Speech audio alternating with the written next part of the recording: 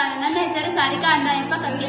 ನಾನು ಸರ್ಕಾರಿ ಪ್ರೌಢಶಾಲೆ ಕಂಚಿನಗೂರಿನಲ್ಲಿ ತಾಲೂಕು ಅಂಕಲ್ ಜಿಲ್ಲೆ ಹಾವೇರಿನಲ್ಲಿ 9ನೇ ತರಗತಿಯಲ್ಲಿ ವ್ಯಾಸಂಗ ಮಾಡುತ್ತಿದ್ದೇನೆ. ಇಂದು ನಾವು ಡ್ರೀಮ್ ಫೌಂಡೇಶನ್ ಸಂಸ್ಥೆಯು ಏರ್ಪಡಿಸಿರುವ ಶಾಲಾ ವಿಜ್ಞಾನ ವಸ್ತು ಪ್ರದರ್ಶನ ತಯಾರಿಕೆಯನ್ನು ನಡೆಸಿದ್ದೇವೆ. ನಾವು ಮಾಡುತ್ತಿರುವ ಪ್ರಯೋಗದ ಹೆಸರು ವಿದ್ಯುತ್ ಪ್ರವಾಹದ ಉಷ್ಣೋತ್ಪನ್ನ ಪರಿಣಾಮ.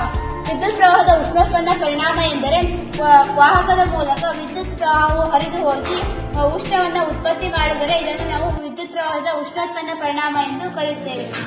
ಇದಕ್ಕೆ ಬೇಕಾಗಿರುವ ಸಾಮಗ್ರಿಗಳನ್ನು ನನ್ನ ಗೆಳತಿ ತಿಳಿಸಿಕೊಡುತ್ತಾರೆ. ನನ್ನ ಹೆಸರು ಪುಟ್ಟವ್ವ ಜೋಲಿ. ನಾನು ಸರ್ಕಾರಿ ಪ್ರೌಢಶಾಲೆ ಕಂಚಿನಗೂರು 9ನೇ ತರಗತಿಯಲ್ಲಿ ಓದುತ್ತಿದ್ದೇನೆ.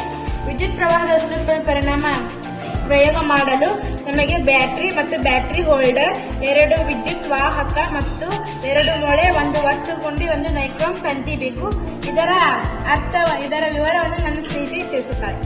ಈಗ ಇದನ್ನು ನಾವು ಇಲ್ಲಿ ಕೆಂಪು ವಾಹಕ ತಂತಿ ಮತ್ತು ಕರಿ ವಾಹಕ ತಂತಿಯನ್ನು ಬಳಸಿದ್ದೇವೆ. ಈ ಕೆಂಪು ವಾಹಕ ತಂತಿಯನ್ನ 1 ಮೊಳೆಗೆ ಹಾಗೂ ಇನ್ನೊಂದು ಮೊಳೆಗೆ ಕರಿ ವಾಹಕ ತಂತಿಯನ್ನು ಸೇರಿಸಿದ್ದೇವೆ. ಅದನ್ನ ಬ್ಯಾಟರಿಗೆ ಕಲೆಕ್ಷನ್ ಕೊಟ್ಟಿದ್ದೇವೆ.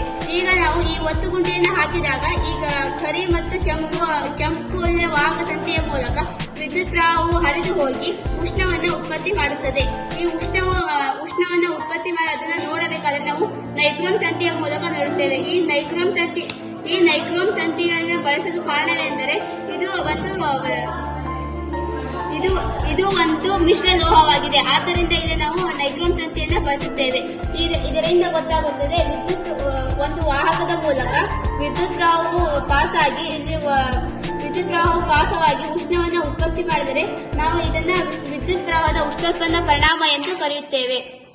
ಧನ್ಯವಾದಗಳು.